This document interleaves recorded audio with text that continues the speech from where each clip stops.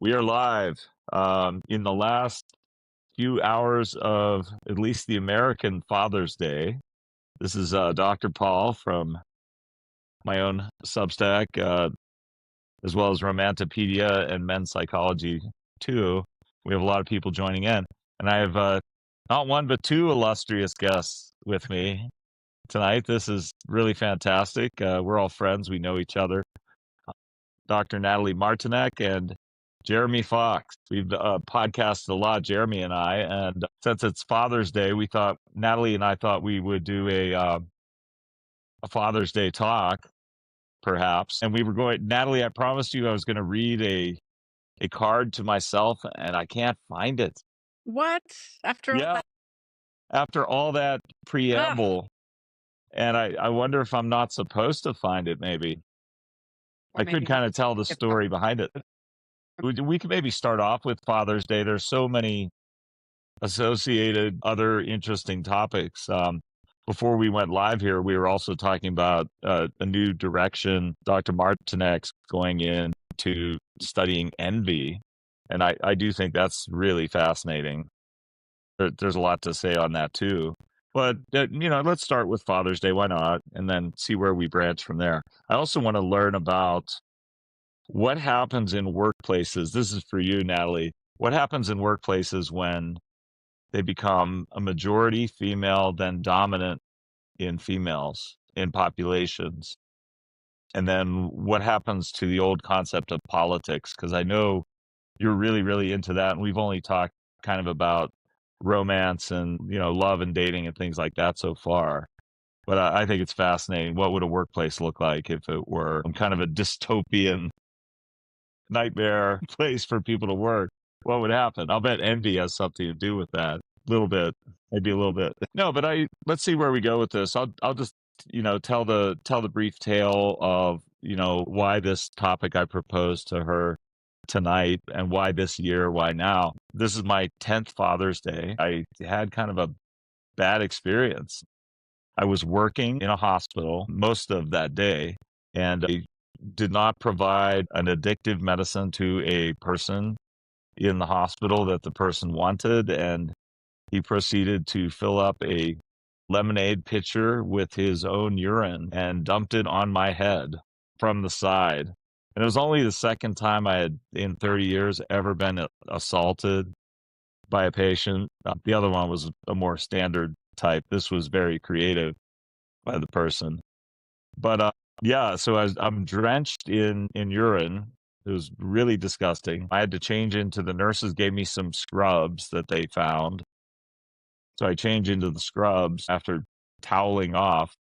And then I called my sister, who's a nurse, and she goes, "Well, Paul, at least there's one thing. Urine is, after all, sterile. At least there's that." But my wife went to all these dynamics to get this restaurant set up and get everything just right. And then no word from me because I'm sopping wet with urine all over me, and have compassion for how difficult it was for her to become a new mother. I went out to the Walgreens and bought myself a card, and I forget what I wrote, but it was something kind, and sent myself a Father's Day card in the mail that you and never. waited for it to come. That I've never opened. Yeah. That I've never opened. And I'm not sure exactly what's in it. So And you can't. it's and I can't find it. And I'm sure it's giving myself hopeful encouragement in becoming a new dad at that time. So now it's 10 years after that. I've just waited and waited and never opened it, and I've carried it around with me. It's been in my car for years. It's been in storage at one point, and I thought I was keeping it in a book that a friend gave me for Father's Day last year, which is an original publication of The Count of Monte Cristo, the full length count, like gigantically thick, nice rubberized covering of it. He like really dressed this up. This was the best man from my wedding. Gave me this for Father's Day last year. And I thought I had it in that book. I was certain I did, but it's not there. So Sorry to let you down.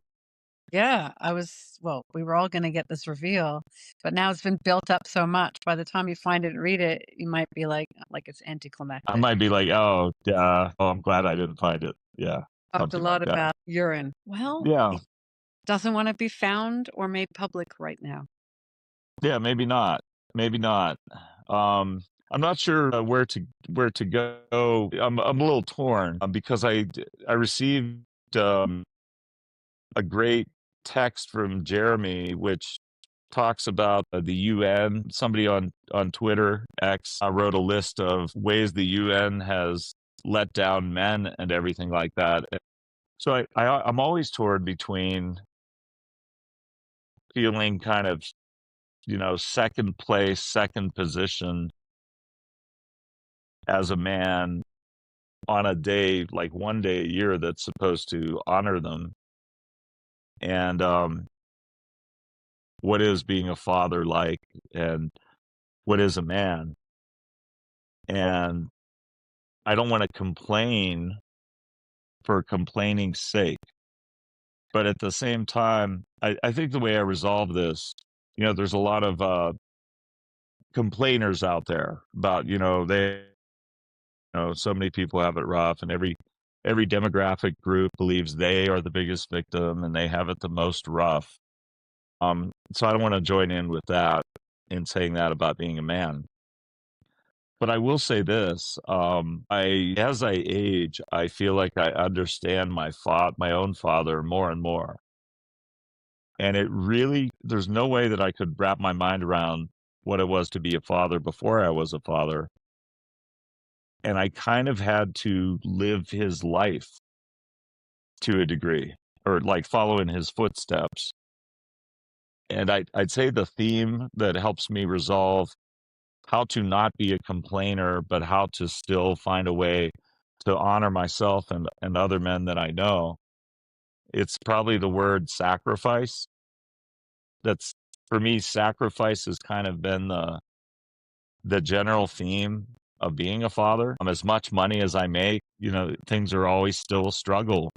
And there are always so many costs surrounding having a child, especially a child that's like very, very bright to the point of needing extra special care and things. I would say sacrifice has baked into it honoring oneself for the recognition that that's what it is. So there's honor there, and that feels good to do for oneself. And it feels really good when others see it or recognize it.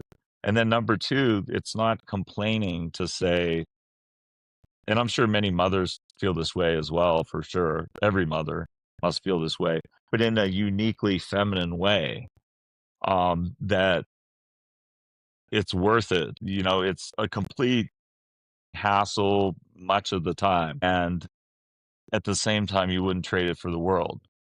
And I'd say the word sacrifice kind of wraps both concepts in that it's terrible and difficult to have to, give up aspects of your own health, your own welfare, your own mind, your own safety and comfort for another creature, for a little creature, and for your spouse if you support the family. But at the same time, it's noble and good and right, even if nobody gives you any credit. So as far as not getting credit, instead of finding this card that I wrote to myself, and I remember being very sad, very tearful writing it too. The spirit of what caused me to want to write it to myself was an experience of an educational class about a year prior to the birth, and it was called parenting. It was a parenting class, and I looked forward to it, and it was something like $3,000. It was very pricey, so I looked forward to it, and I thought maybe there'd be a little something in there for me as well as the mom, and there was nothing. Just there was beyond nothing for dads, which is fine if to call it a mothering class or, pregnancy class is perfectly fine. but don't depict it as being for both parents celebrating a birth. And the one notable thing I can almost not forget, it's still kind of a sticking point trauma for me, is there was one slide out of probably hundreds of slides for fathers, and it was meant to be a joke. It was the very last slide of the entire course, and all it was is a picture of a wallet and breath mints, and it said, "Ha ha ha! This is for the guys. Remember to bring your wallet and breath mints because your breath is bad." And all you are is a wallet. Is That's very, disappointing.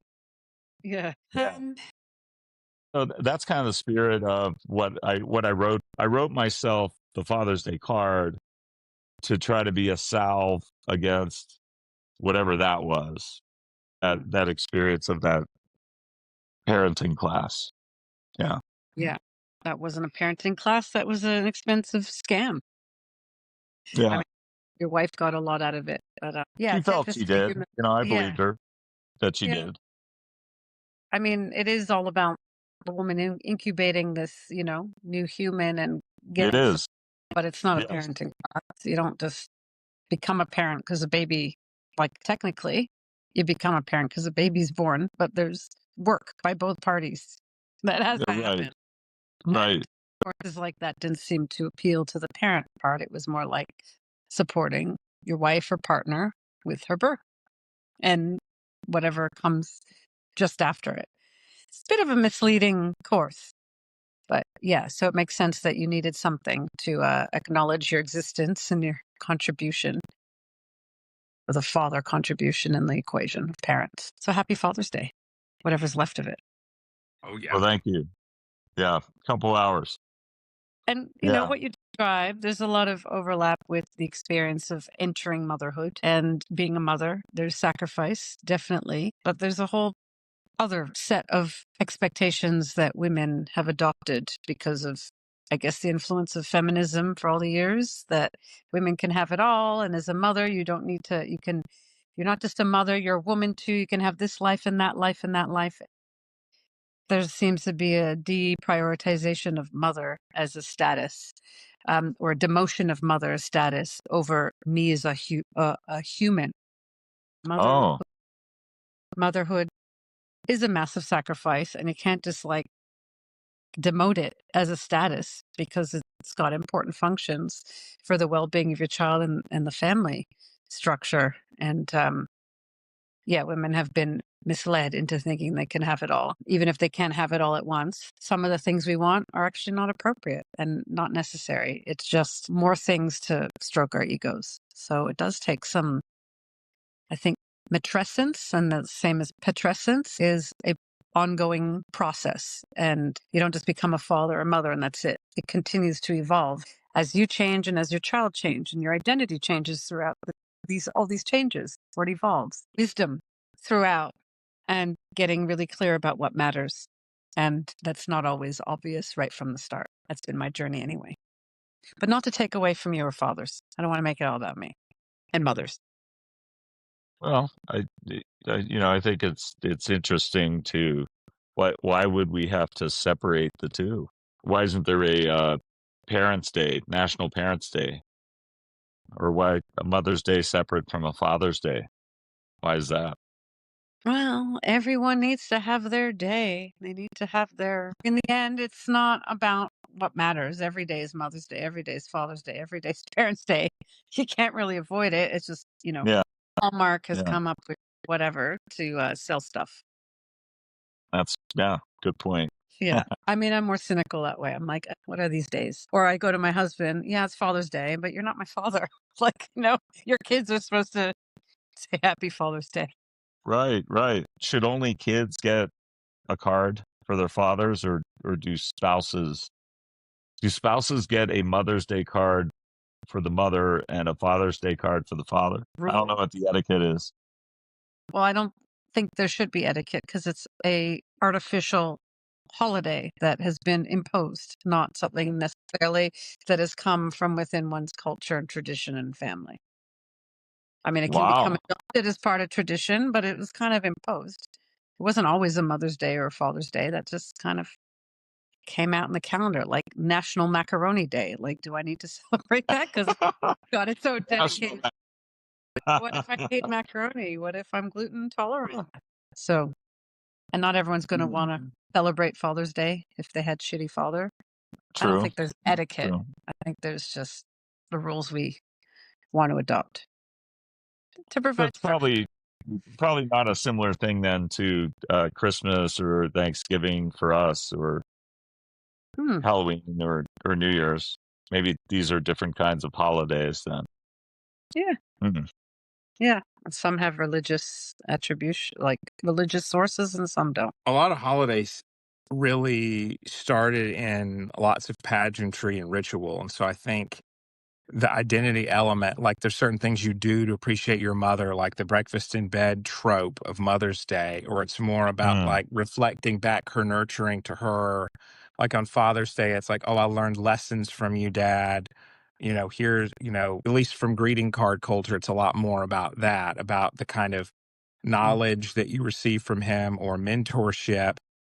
I don't think cards are typically as coarse as to say, like, thanks for the money, Dad. Mhm. But it's interesting because I think it's like, even though the holidays are somewhat fabricated for things like Mother's and Father's Day, they go by that same sort of holiday logic of it being kind of marked by some kind of event or acknowledgement that's like role specific rather than just parent catch all, because people still delineate mother and father in different ways. And Yeah. Mother's Day is a lot more warm and kind of comes off as sappy. And maybe I mean, a lot of it is marketing too with the greeting card culture. Yeah. Yeah. Yeah. That's kind of, yeah. You can make your own meaning out of it. But the imposed day is kind of like, I resist that. Yeah, yeah. I get that. The yeah, as the years roll on, I notice less and less marketing of Father's Day, like less and less effort. Maybe that's good from what Natalie's saying, but I wonder about the stereotypical nature of when there is marketing of it. It's kind of assuming men like cigars, bikini models, and sports cars, and I mean, they don't. it's well. It doesn't I like mean, that. I guess they like macaroni, to go back to your macaroni, but it's cheesy the way the marketing tends to occur for Father's Day. Somebody Yeah. asked, Alyssa asked, am I going to open the card to myself at some point? Yes, I will when I can find it. You might have missed that part. I'm pretty sure it's in a book. I have it in an old book in my library somewhere, and I haven't been able to find it. I looked all weekend, actually. Could not find it, but I will. It'll come. I will share it once I do find it. Maybe not as important what exactly is in it, except to say that I felt the need to create it. Yeah.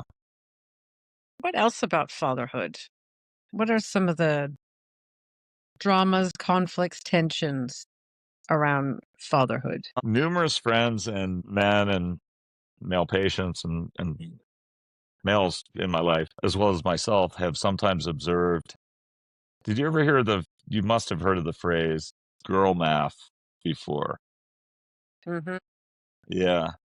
That's kind of the real killer there. Because I think a lot of what fathers do, we just instinctively are driven to this more than anything else when we have a family, is money making for the benefit of others, for those closest to us. Like, we've got to make it no matter what, even if we don't get sleep because of it, or we let our health, you know, fail a little bit because of it, or we don't enjoy some happiness we otherwise could have had because of it. We got to sacrifice and sacrifice to make money, to bring money in. We're all driven to do that on some level. It's like the hunter gatherer thing. We've got to take our bow and arrows out into the wild and, shoot the wild game to bring it home, regardless of how much money the woman makes. But there's this, I've never used the phrase before, but it sounds interesting to me because I've heard it in recent years. First, girl math is like discounting those numbers of dollars or pounds, whatever your currency is, discounting the fact those are coming in based on time, effort, calories burnt, labor by the person doing that, and that does matter and it counts and it should be on the accounting table of the relationship. It's not on the accounting table. And I think that's why they call it girl math. Like it's off the books. That sacrifice, blood, Yep. sweat, tears, labor. Doesn't matter. Girl math. Yeah. Yeah. So is it really about the sacrifice, or is there some relationship with money that many men have? Because there's the identity of the provider, but there's women who also provide. So where does that Yes. factor Yes. in? Is this sort of maybe unhelpful construct about one's role that can lead to resentment when a woman wants to spend without, in a seemingly illogical way on things that seemingly don't matter? Teacher, I know the answer to this one. I don't know the answer. No, I definitely know the answer. It's instinctual. It's an instinct hardwired in males. And John Barry and Martin Seeger discovered it, not rediscovered it, unearthed it, let's say. And it's the provider protector instinct in males, for sure. It's real, it exists, and it's not learned at all. It's built into males. But there's always an analogous instinct in females. So the analogy in females would be the maternal, the providing of nurturance, such as, breastfeeding a child. It's the feminine version of the male hunter instinct. There's the female gatherer, nurturer instinct, and it's on a bell curve. So not every single female on the planet experiences it the same, and not every male on the planet experiences the male hunter instinct the same. But it's in us and it's hardwired and it's biological for sure. It's not learned at all. And it could manifest in various ways. But just to comment on what you said, Natalie, say that a male makes 10% of the income of the household and the female makes 90% of the income of the household. She's the breadwinner. She's bringing it in for real on the accounting books. She's it. She's the source of it. But there's going to be a part to the male that feels a sense of shame for not at least bringing 50% and probably for not bringing a majority, more than 50% of the income in. And in certain circles, that gets depicted as, oh, that's misogynist or some sort of ism, when it really is not. It's just a feeling the male has in the center of the bell curve. Not every single male feels it the same way, but they do feel it, that it's somehow wrong that he's not doing his share, which should be more than a 50% share of income generation. And then on the female side, there's a part to her that is unconscious, instinctual, deep, not on the surface, deep down, instinctual, that is a little less attracted to the man for that status that he is in. It's almost a no-win situation for them both because she can't be as attracted to him for the lack of that hunter providing ability by him. And I see this everywhere I go throughout my life. I once pitched a book to a very, very wealthy woman who owned a publishing company, $300 million of wealth this woman had at the time.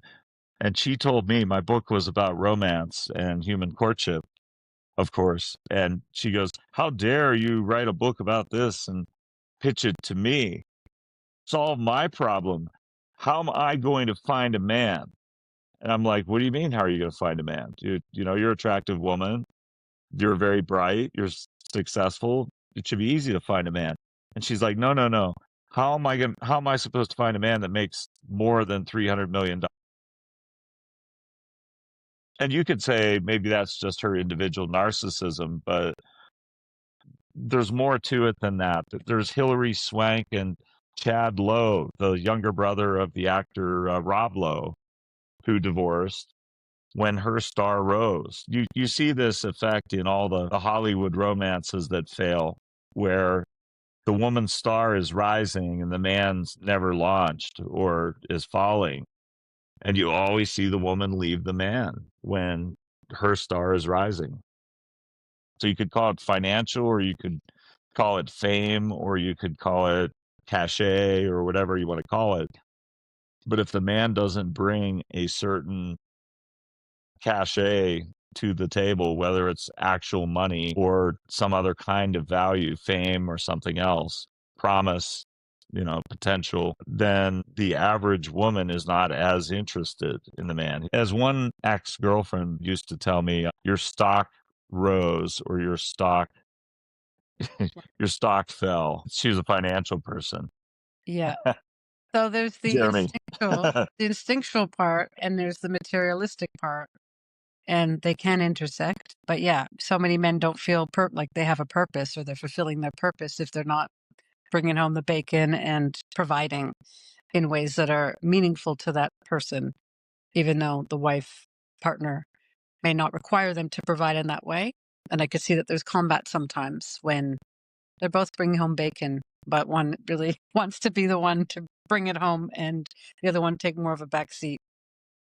And you could call it envy. A lot of people would say, my husband's jealous of my success, or my wife is jealous of my success. But I think, like you said, if you don't understand, if you ignore the instinctual aspect from the man of needing to be the hunter, we simplify these stories. I'm just conscious Jeremy hasn't really said much, and I'm curious to hear as well from you, like what you see in your clinic around any of these issues or your own experiences.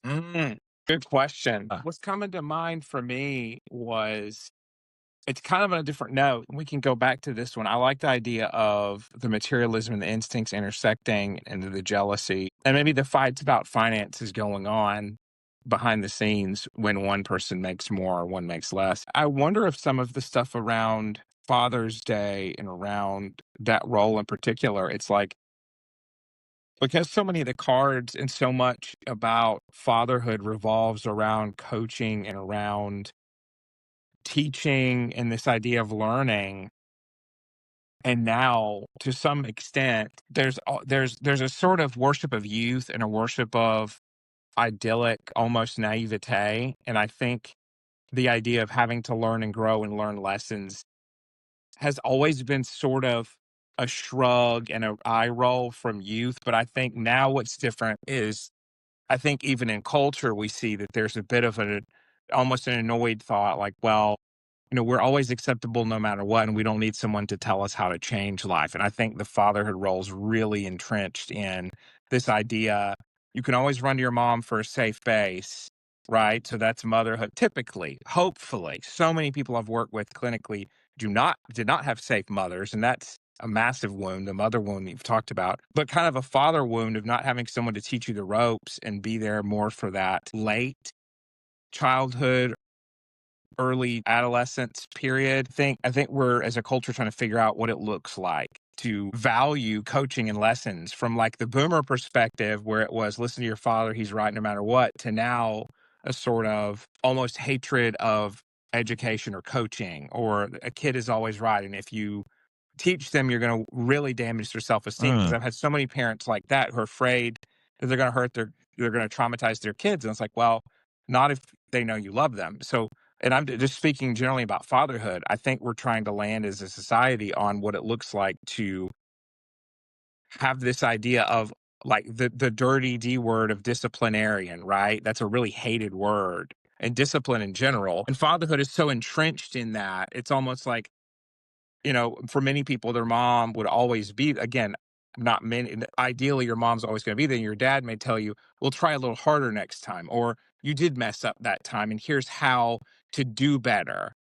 And that can be seen as wounding to people who have a very low threshold. And we know that Gen Z statistically really doesn't do well at work and in college with correction. We see from studies that it really triggers their anxiety. And so I think there's got to be a correlation there in how fatherhood is perceived and even possibly disliked, and how correction and that old word of reproof is sort of seen now as psyche shattering to people. Yes. Well, Yeah. I've heard Gen Z people will bring their parent into like college or job interviews. I was reading an article months ago Right. about that. It's like, that's unheard of Huh. until now. Actually, no. I brought my mom into my university when I got shafted with something in my grades in high school, and I got rejected from the only university I applied to. And I was like, I don't know how to deal with this. So my mother came with me. I'm Gen X. So, and helped me That through sounds that. pretty cool, though. I mean, there was probably reason for that. To go to job interviews with your parents, not just a one off, but like as a, Right. standard is a bit strange. Let your child grow up. Let them fall. Let them fail. Let them learn.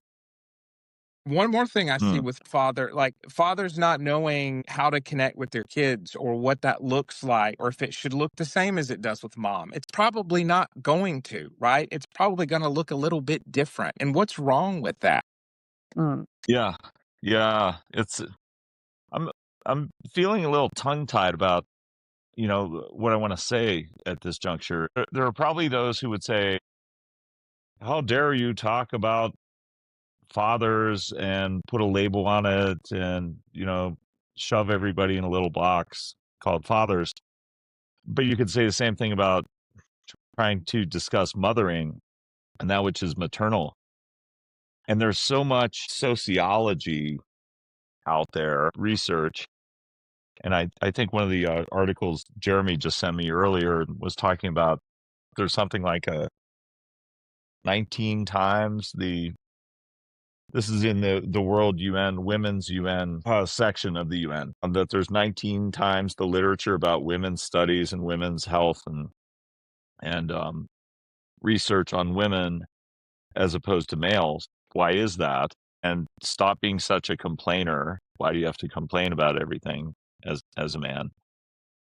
But, I mean, the the theorists of 50, 80, 100 years ago didn't have a problem discussing these things. Like, I always love Jungian psychology for that reason. And earlier when Natalie was talking about becoming a mother and what is that like and what is the psychological change that occurs, I immediately thought of Jungian analyst Robert Johnson's set of books, He, She, and We. And she, just the word she is the title of one of his books. They're short, they're like 120 pages, but they're just packed with knowledge that transcends history about psychology by way of this Jungian way of looking at things through stories like folklore, literature, myths, and how they've lasted for thousands of years because they have universal truths in them. And when he writes about she and being a woman, and he writes about the path of a woman's life from puerile, adolescent, with coming of age and sexuality begins, and then eventually finding love, marrying, and then having offspring, that the point of having a first child is like the landmark in a woman's life. He talks about how the ancient Greeks envisioned a marriage as being all about the woman. It was a funeral for a girl. The Greek wedding was a funeral for a girl and the birth of a woman. To say that giving birth is the like a miraculous thing that only the female can do, and that it's a landmark in her life, it's got to be. And can I even talk about it because I'm not female? I mean, I have a female neurosurgeon and I would let her in my brain or my spine. So can You I can talk about talk, you can talk females? whatever you want. Yeah. You know, certainly on Substack you can.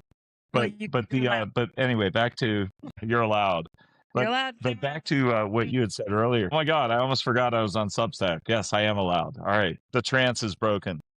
But Natalie, what you said earlier reminded me of Psyche Aphrodite relationship in when Robert Johnson writes the book he writes about Eros, who is also known as Cupid, who trips over his arrows on his way to shoot them into Psyche to make her fall in love with death.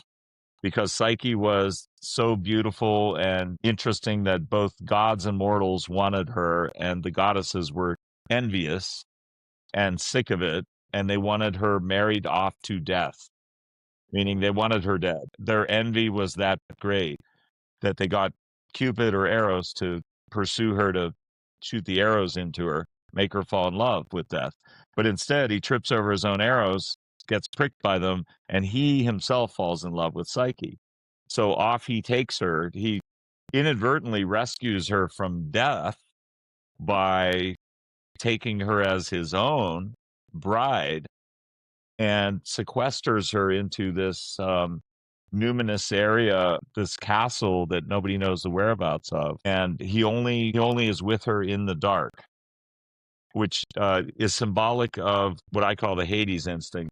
Males' need for their privacy, to go do their job, to do what they do privately, and their spouse doesn't need to have to know every single detail about what they do for their job.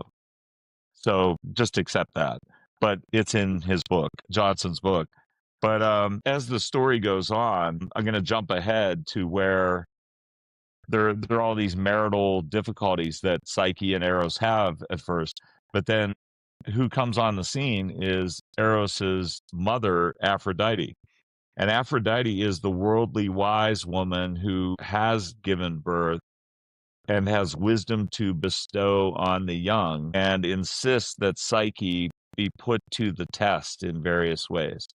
So she gets all these various tests, and it's a kind of initiation by the maternal, wise, wild woman who raises the young females into adulthood. And I wonder what you both think about that concept of, I know we're talking about Father's Day, but I think Father's Day intersects with mothers and with daughters and sons, and it's all intersected with itself. Hmm. So I'll Yeah. just stop there. It's a fascinating story between Aphrodite and Psyche, and jealousy, and not jealousy, envy, between older generation of females and younger generation, and what they have to offer each other, and not losing the wisdom of the old. Jeremy mentioned ageism a little bit ago. I think he implied it, that older generations have something to offer to the younger generations, despite consumerism and marketing and sales and advertising and everything. There's some, and that's where my mind goes back to Father's Day, the same as it would for Mother's Day, that there's a wisdom in the elder person in your life, the person who brought you into the world, whether they directly gave birth to you or whether they sacrificed their own body the way I have, so that you could be born, so that it could be afforded. And So, both are yeah. contributory. Yeah. Yeah, Well, I think there are I'll stop. a few caveats to that, because not all older women are elders. They might be elderly, but I need to distinguish between the initiated woman and the uninitiated or immature woman who hasn't gone past the emotional developmental stages of like adolescence. And you have many of them giving birth, but still acting like they're the center of the world, not their child, or their child is their accessory there to, uplift the parent. So I would suggest those kinds of women, parents, women, are not the elders that younger generations need. They need initiated women, women who've gone through multiple rites of passage, who've gained wisdom and maturity, that are morally and emotionally mature, and have derived teachings from the lessons of their life that they can pass on. Those are the women we need. Those are the crones or the elders, or that sort of vibe. I mean, you could learn a lot from everyone. You could learn about what not to do from the immature elderly women, the emotionally immature elderly women. You could learn about, what leads to somebody to sustain in that state for an entire life and not grow beyond that. But yeah, we learn more from the wisdom of those who have passaged through time and learned from the experience. They've gone through the tests, like what you described. Aphrodite put Psyche through and, survived it and gained wisdom from it if they've reflected on it and didn't make themselves the victim the entire time, that they've learned about the trials and tribulations and gained resilience and strength through it and can pass that stuff on. That's that's how I see it. Yeah, I think that it's interesting. The Greek god figures, as you've said before, as we've talked about, Dr. Paul, they usually Yes. stand in for some human characteristic. And so with Aphrodite, I mean, her beauty is all she has. That's her archetypal thing.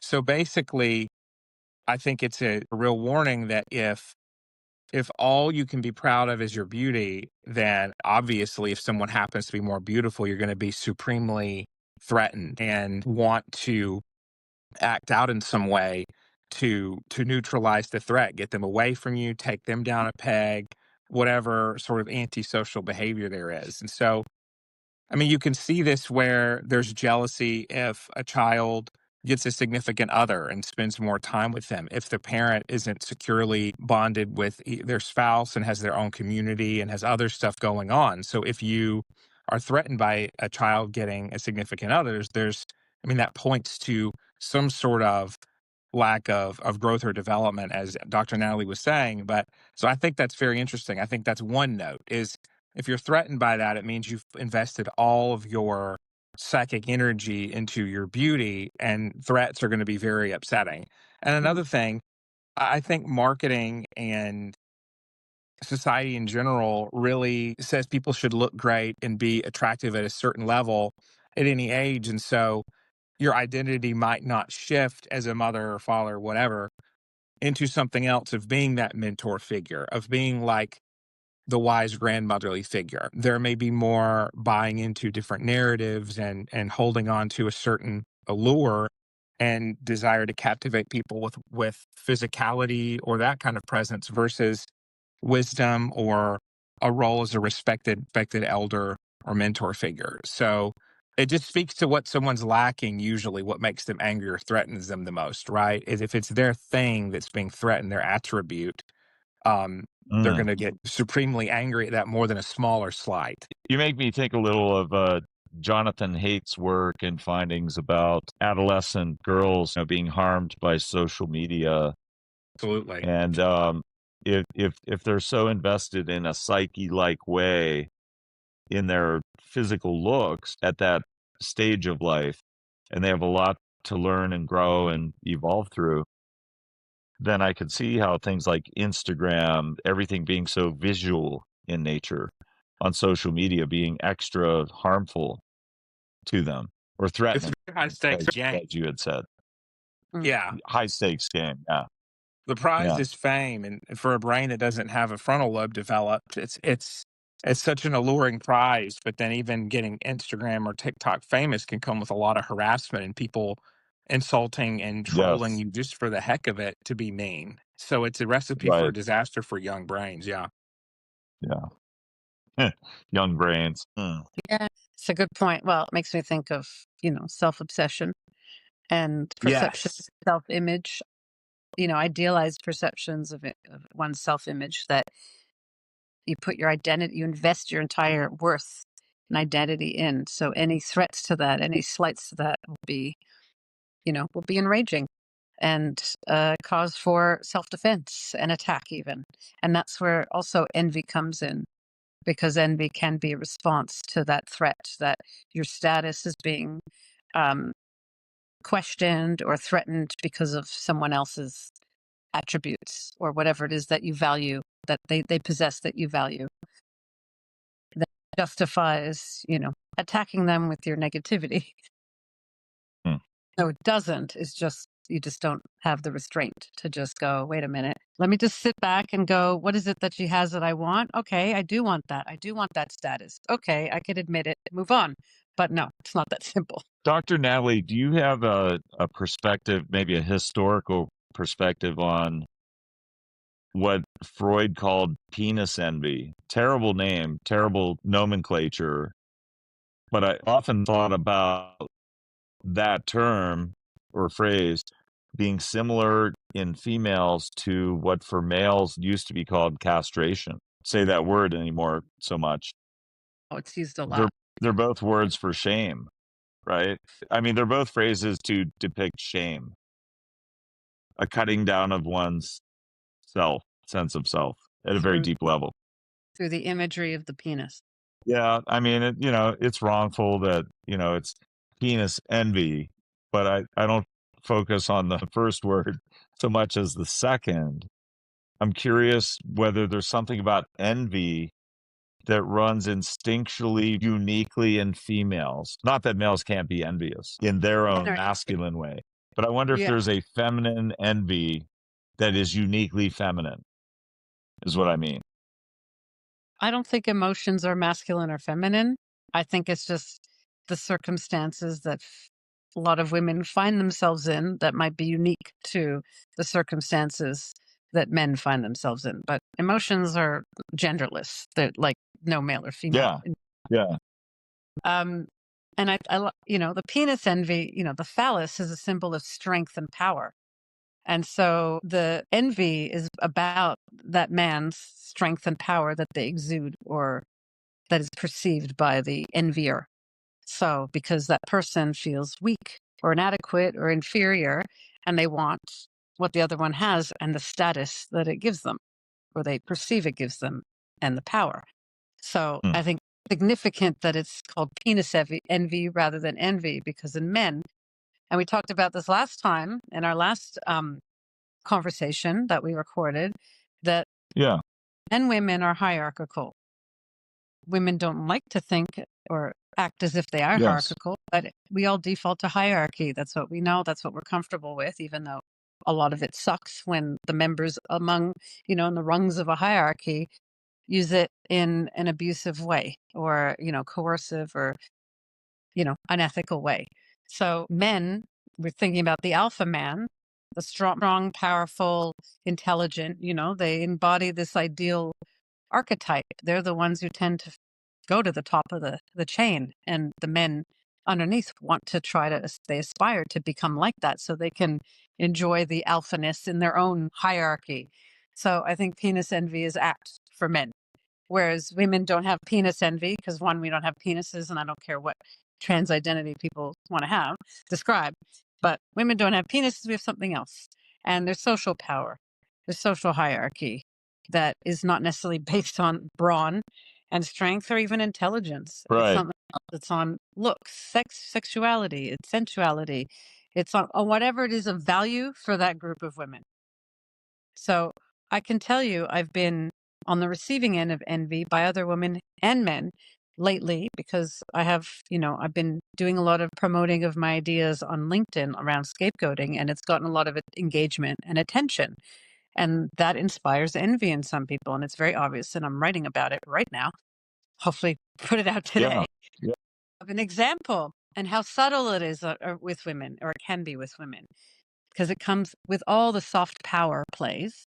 Soft power is a Right. subtle, overt way of trying to control and dominate and feel a sense of superiority because they feel a sense of inadequacy or inferiority because of something they're perceiving in you.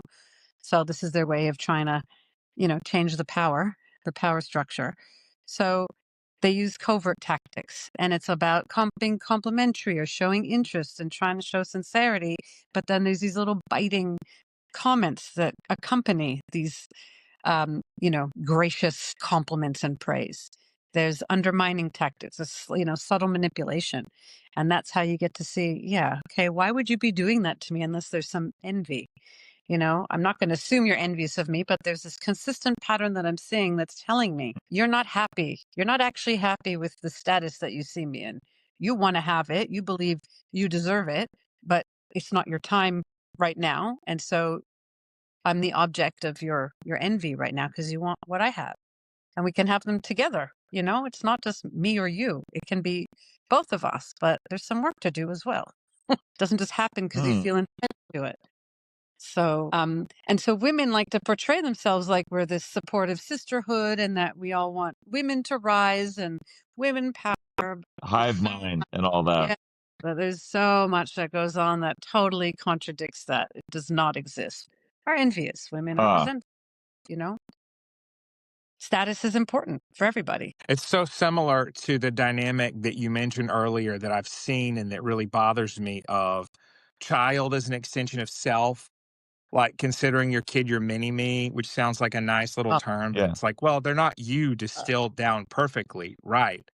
Like having a friend and it's like, no, their success when I'm basking in it and part of it is great. But if I'm not, or they're getting ahead a little bit, or I'm not in that shadow, or I'm not basking in that glow, then wait a minute.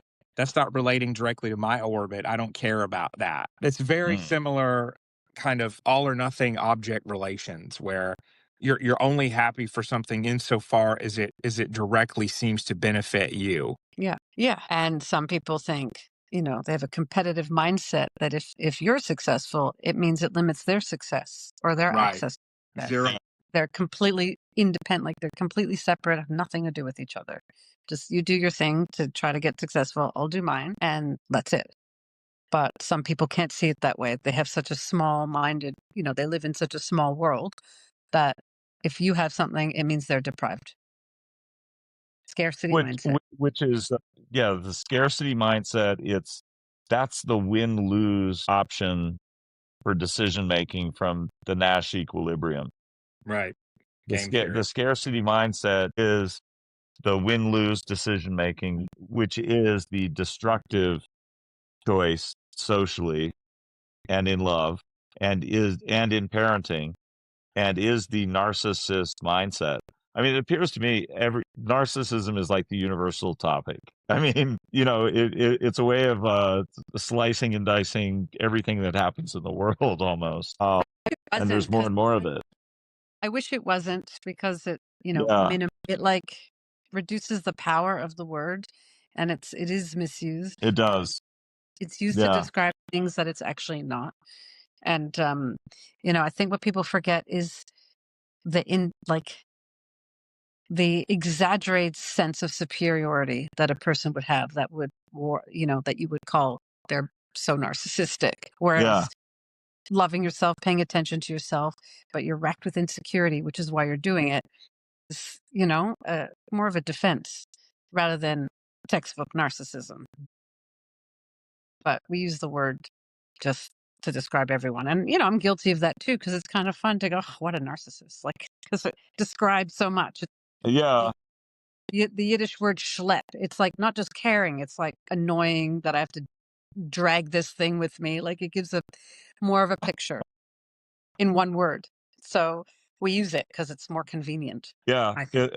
It could be easily turned into a term used by bullies to bully others with, a pejorative term. I always tell, groups that I teach that the biggest narcissist in the room is the one who's calling everybody else one. Yeah.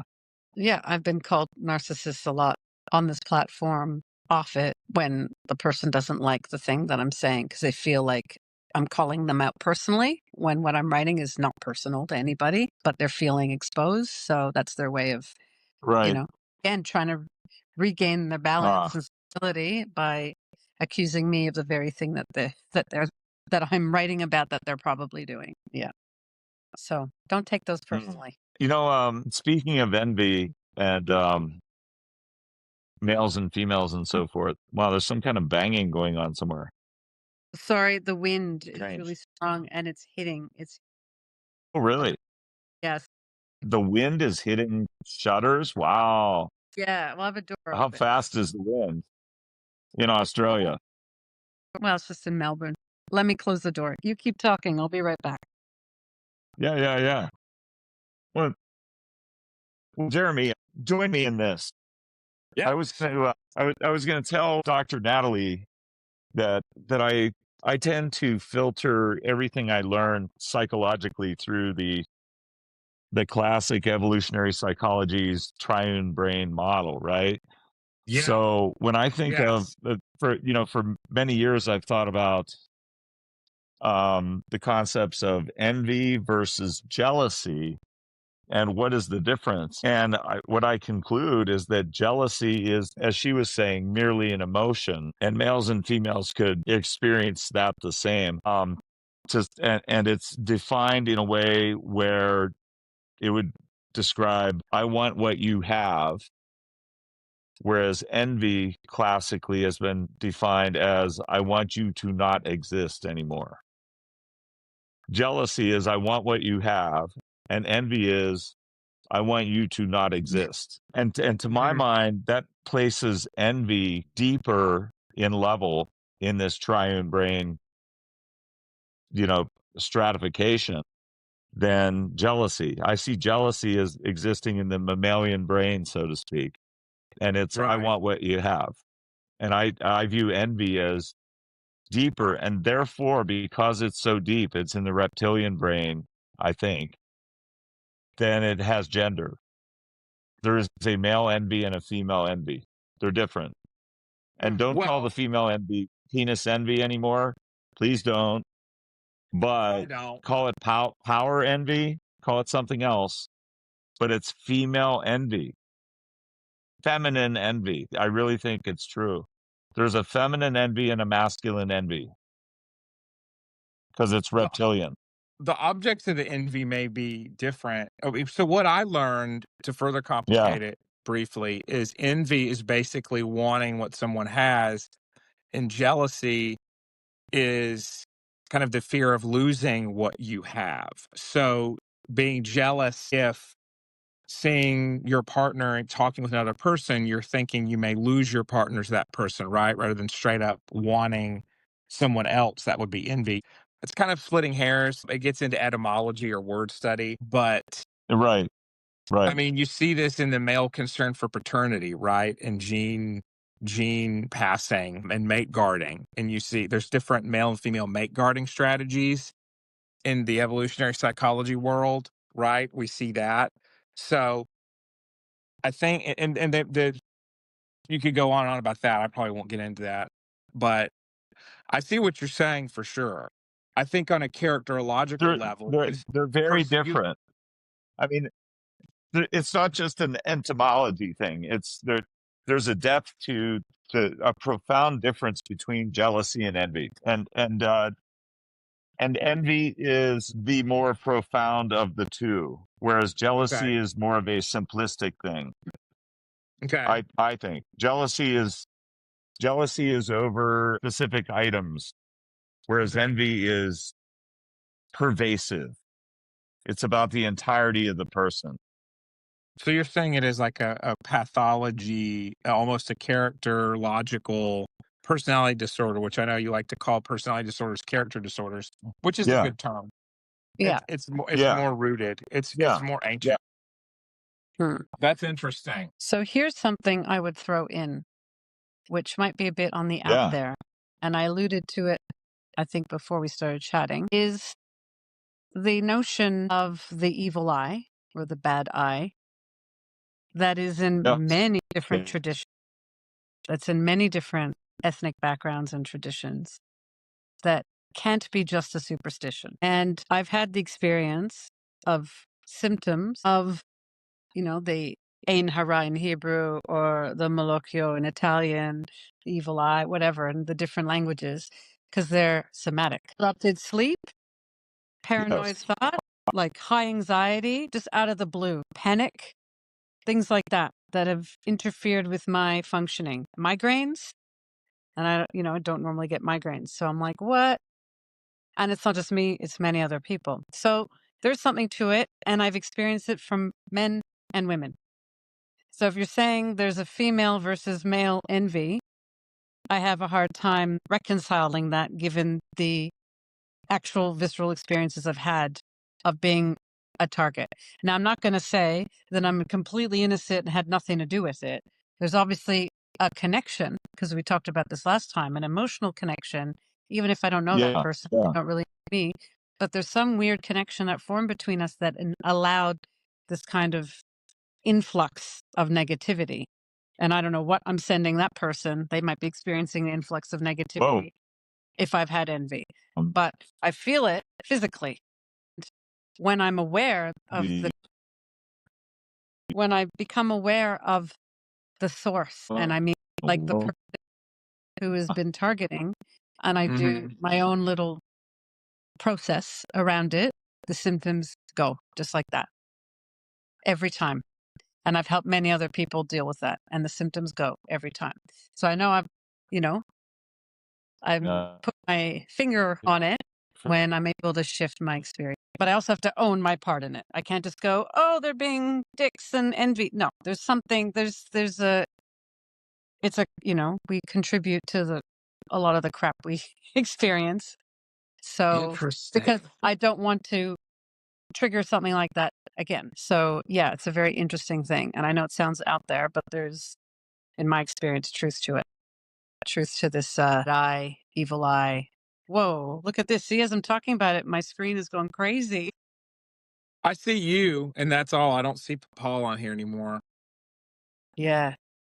Paul has left the building. That's so fascinating. You're doing somatic experiencing work with yourself and other people around that experience of being targeted by the evil eye. Now that's interesting trauma work. I'm not getting you into hot water or anything calling it therapy, but there's such a Yeah. through line with what I like to do with people as well, but without using the same terminology. So I love that. That's so interesting. Yeah, you might call it somatic experiencing. I use it spiritual healing, energy work, things that I've been trained to do and just nip it in the bud, thankfully. But sometimes it takes this time before I'm like, that's what this is. It's not just hay fever symptoms because it's winter. Like, why am I having hay fever symptoms? I need to go beyond the construct of like, oh, it's just hay fever to like, well, what else might be influencing these symptoms right now? Let me just, without trying to blame anyone. But no, that inquiry always takes me into weird and interesting findings that I'd never even anticipated, or I don't anticipate most of the time.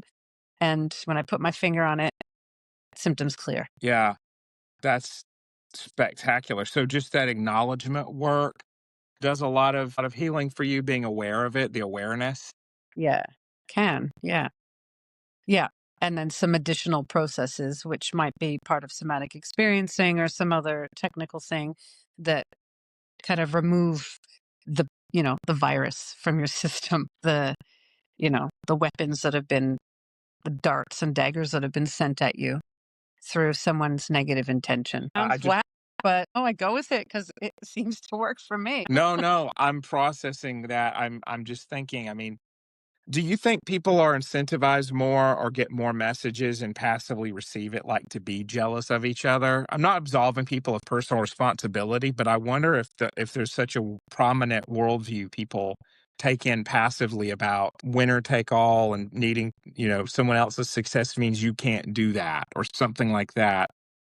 I think there are collectives. So there's group affiliation. So if you're like in a cult or in your friend group where there's the force of jealousy that is unrestrained and not even talked about and denied, but it's there. I think it just tries to find its outlets in different places. So it will influence everyone's feelings about each other, and jealousy will kind of spread. I think stuff like that happens. Totally agree with that. I Go see change. emotions as forces that are not just contained in our bodies. I think they are like an instinct. They're just, yeah, forces. I don't have a better way of describing it. Um, and they fulfill some sort of purpose, but they're looking for, something to express itself through. And the something is us And you have often. to have a good spiritual, emotional immune system to resist that. I don't know if you can resist it, but I think you can become aware of it. That's what's happening. There's something that's sort of possessing you to feel and think a certain way that doesn't make sense. You're like, why am I jealous of this person? This isn't a thing. Why is that happening? Um, yeah, I don't think you can stop it. I think if it feels a certain function, there's wisdom in these emotions. There's wisdom in shame. There's wisdom in anger. There's wisdom in envy. And I wouldn't want to restrict that or prevent it, because then you're preventing the whole spectrum of emotions. I think because you can't just go, I don't want anger, but I'll take joy. Like, we want to do that, but I don't think that's possible. And suppressing Yeah. one means you're going to suppress the volume of everything. So I don't think that's the best way of doing things. I think it's just being No. accepting and curious, Yeah. but also this isn't me. This isn't my normal reaction to things. So being possessed and interfered with, and I need to deal with that. And usually, Yeah. again, when you become aware of it and you acknowledge it, the charge shifts and you feel like more at ease again. You know, some of the most difficult work that I've done with people has been those who repress anger because what they have to do is get through the post traumatic anger at the abuser and get into the hurt, like past the denial into the anger, into the hurt, and let it go that way. And people who repress anger can have a lot of somatic symptoms, which I'm sure you're aware of when you're doing somatic work with people. And it's so harmful to Yeah. implode that way. Directly to your point, when you stifle emotions that way, it really you cut off a lot of experience, not just the negative. Yeah. Yeah. I think so. That's what I've come to see. Like when I look at someone dealing with depression, so someone close to me is dealing with that right now, and there's just kind of nothing, no desire across the board. And I think this desire is the thing that allows ourselves to feel things. Um, Uh-huh. and there is just none of it. So there's like no emotion, there's no joy, there's not even sadness, there's nothing. We went into like out there land talking about envy, but like the evil eye and the sort of psychic attack, Oh, yes, logical yes, warfare that it can enable. yes. Yes. So it went into like a little bit of the But spiritual. I thought the evil eye did have a feminine gendered aspect. I thought Yeah. the evil eye is related in similar ways to Medusa. It's like seeing the Medusa snake hair is what turns men to stone. And I thought that's the same thing the evil eye does, But at every least from tradition the has a different, Mexican. yeah. So different traditions have a different take. So Okay. you're citing more of like a gendered, relation association. Yeah. I don't think that's the case across Yeah. the board. Although, yeah, I think you're right. I think it does have Okay. female. You don't have the men talking about this stuff. It's actually that's not true. Yeah. Yeah. There's men in my family who do talk about this stuff, but maybe they're heavily influenced by the women in Yeah. their lives. I don't know. Oh, okay. Did Yeah. you say it was Hebrew or Yiddish? There's a Hebrew version of Yes. the. There's the Jewish version, but there's also Yeah. the ethnic context. North African Jews will have a different take than the, you know, Mediterranean Jew. Like, I don't know. Like, there's just different Oh, permutations. So, because they're influenced by their cultural context where they grew up and, so like the right. Moroccan Jews had a lot of interaction with, the Berbers, so the, local people. So they have their own tradition. So they would have infused different ideas. And what comes out from that side of my family will sound similar, but have some differences with other Jewish groups, for example, Jewish families. So, yeah, it's Huh. interesting. If I had another lifetime, I would want to dive in and study that more deeply across so many different traditions. Wow, that's fascinating. Yeah. Yeah, I've never been interested in the evil eye, and I probably should not take an interest. Yeah. Well, you have other But interests. but You have other interests, but but it's fascinating. you It's kind of, fascinating you get what you're raising. you're curious about Wow. envy and you start like investigating and can't help but Hmm. find these things. You know, I can't help but think of what would a male. I mean, I'm already saying that it's evil eye is female. I always heard it was female only, but I don't know why. But I'm trying to think of how would males do the evil eye, and of I think of what my little 10-year-old son told me. He's like, Daddy, you just don't seem to understand. You know, bro means I love you, bro. We are bros. And bra is hostile. Yeah. Hey, brah. So sometimes he calls me bro and sometimes he calls me bra. And I need to get the terminology straight there. But when I think of the male evil eye, I think of actual males who have been looking at me evilly, like to my face, like saying, brah. Bra. But yeah, there's Yeah. men are very capable of envy, just expressed. in a Yeah. different American Is Psycho. American Psycho, yes. Is envy and hostility? What? Envy is envy aggression Yes, or hostility? It absolutely. is, right? Yeah, So yeah. that's where my mind was going with. I could tell a story, but I won't. I have to get That going. happened last. I have to You get gotta going. get going. All right, thank you. Yeah, Thank you, Dr. Natalie. thank you. I'm glad I was able to get back on and you guys had No. a valuable discussion of envy as well. Yeah. Yes. Or I could be completely full of shit. Wonderful. And, Jeremy was just very gracious at making me feel like I'm not full of shit.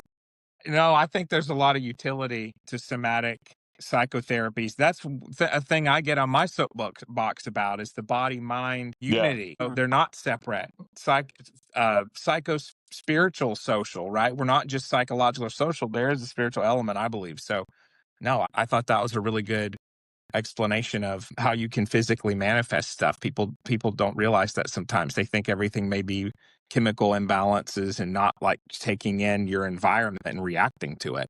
That's a huge issue. Yeah. Raise it a little bit more. Yes. Well, thank you both. It's Thank been you, Dr. awesome. And Natalie. thank you for everyone who's Thanks for been being here. here. All right. I'll let you guys know if and when I find the